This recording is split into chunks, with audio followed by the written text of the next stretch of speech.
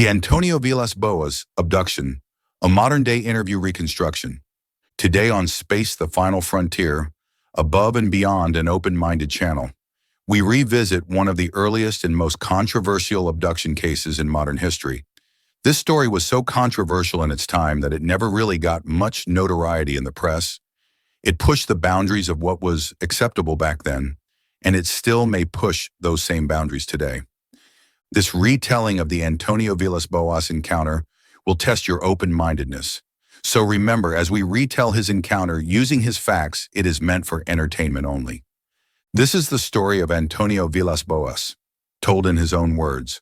What follows is a reconstructed interview, based on factual transcripts, medical records, and Dr. Olavo Fonte's investigation of 1958. Before the Hill abduction of 1961, before hypnotic regression and televised UFO reports, there was a 23-year-old Brazilian farmer alone in the fields of Minas Gerais who said the unthinkable. He claimed was taken aboard a craft, examined, and made to breed with something not of this earth. Mr. Vilas-Boas, thank you for sitting with us today. I have to tell you, this story you are telling us about today is, well, hard to wrap my mind around. I know it sounds crazy, but everything I'm about to tell you is the truth. Okay, so let's start by taking you back to that night, October 15th, 1957. You were a farmer in São Francisco de Sales, working late into the night. What do you remember first? It was a warm night. The air was still and thick. The night sky was bright, full of stars. Even though I could see all around me, I was plowing my family's field under the moonlight, using the tractor's lamps for light. Then I noticed something bright in the sky.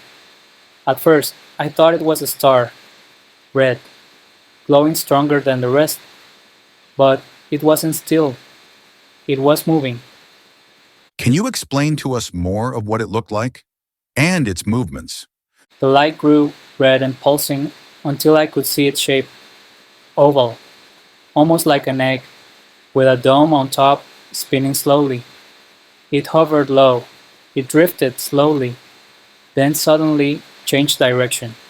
It was at that moment I realized it wasn't a star at all, and it was coming right at me.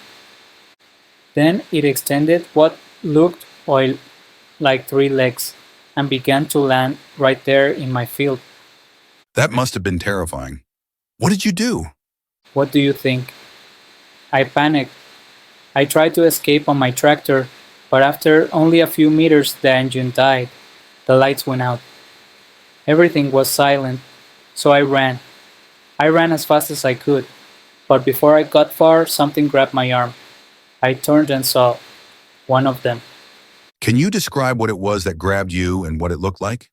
Yes, it was short, maybe 5 feet tall, human-shaped but strange, wearing a gray jumpsuit and a helmet that covered its head completely. Its eyes were small and blue, and when it spoke, it didn't use words. It barked, high-pitched yelps, like the cries of a small animal. Then 3 more came. They moved quickly, all around me. I struggled, but they overpowered me easily.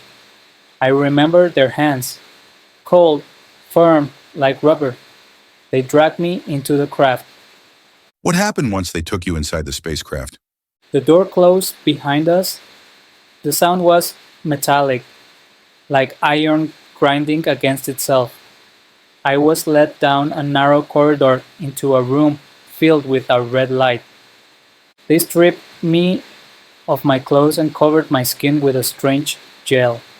It was cool at first, then started to tingle. I have no idea what it was. One of the beings pointed to a doorway. Over it were red symbols, marks I didn't recognize, but I memorized them. Later, I drew them for investigators. So you were conscious and aware the whole time? Yes, I never lost consciousness. They took me into another room, a semicircular one. There, one of them pricked my chin with a tube and drew blood. I could see it, red against the glass. Then they left me alone in another chamber. I waited, maybe in half an hour. I could smell something strange. Chemical. A mist filled the room. It made me sick. My stomach turned.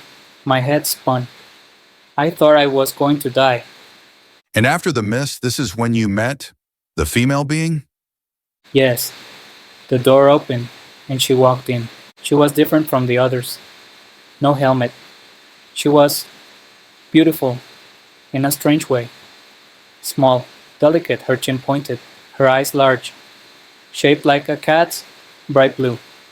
Her hair was long and white, but her body hair was reddish, bright, like copper. She didn't speak, just looked at me. Then she touched me, and we lay together. Are you implying that you had a physical relationship with her? Yes, but it was not like being with a woman. She didn't kiss me. Instead, she beat me on the chin. I still had the mark afterward. When it was over, she smiled and pointed upward, rubbing her belly. I took it to mean she was carrying a child. She seemed pleased, almost relieved, but I felt used, like an animal. You must have felt violated, and yet you participated in the act. Yes, I was angry. I felt like I was influenced by them somehow, that my actions were nothing more than an experiment.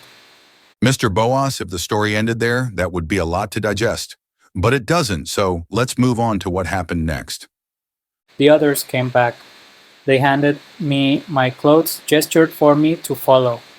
They took me through the corridors again, showing me the inside of the ship.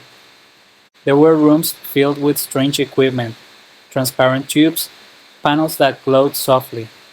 I saw a clock-like object and tried to take it. I wanted proof. They stopped me. One of them barked, snatched it from my hands. Then they led me outside.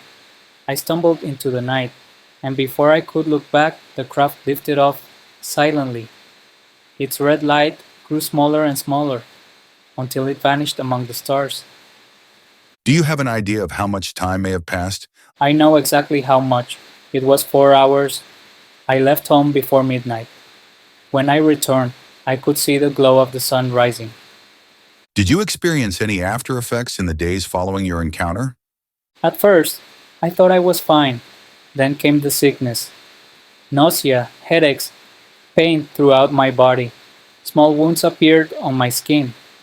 Hard red nodules that oozed a yellow fluid. They burned when touched. I went to a doctor, Dr. Olavo Fontes. He said I showed signs of radiation exposure, but I don't know from what. The lesions lasted months. He said my blood work was consistent with mild radiation poisoning. But how could that be? I hadn't been near any machines or reactors, only that craft. Your case was studied by Dr. Fontes and reported to the APRO organization in the United States. He confirmed physical symptoms but couldn't explain their origin. Were you hypnotized at any point? No, I remembered everything clearly. I didn't need hypnosis. Every detail stayed with me. The lights, the sounds, the symbols. Dr. Fontes took me seriously. He said whatever happened, it left real effects on my body. I know what I saw. I know what they did. And you have maintained this story your entire life. Always. I never changed it, never added to it. People mocked me, called me a liar, but I had nothing to gain. I only told the truth. Did this experience change you in any way? It changed everything. I became more serious, more determined. People said I was just a simple farmer, but I studied. I became a lawyer. Maybe it was a way to prove that I wasn't crazy. Sometimes I wonder what became of that woman, or if she ever existed. Maybe there's a child out there, somewhere among the stars. I have to ask, have you ever seen another UFO? No, just that one night. But once you've seen something like that, you can't unsee it. The world feels smaller, and the sky, it's never empty again. Antônio Vilas-Boas Case remains one of the earliest recorded abduction accounts in history, predating the famous Betty and Barney Hill abduction by 4 years. His medical records confirm physical trauma and symptoms consistent with radiation exposure, though no source was identified. Many have asked, did he fabricate the encounter for attention? Yet supporters note that Boas's detailed, structured recollection, without hypnosis, is unusual among alleged abductees. Final thoughts. Before we dismiss this story as pure fiction, there is a culture from our planet, Egyptians, who made images and statues of animal hybrids that once ruled over the lands. Did something beyond our understanding truly occur in those fields of San Francisco de Sales? We may never know, but one thing remains certain. For the rest of his life, Antônio Vilas-Boas never once changed a single word of his story. You've been watching Space, the Final Frontier, Above and Beyond. Join us next time as we explore the mysteries of the unknown, from the human mind to the farthest stars. Don't forget to like, subscribe, and stay tuned for the next retelling from Above and Beyond. Remember to keep looking up, because somewhere, out there, someone might just be looking back.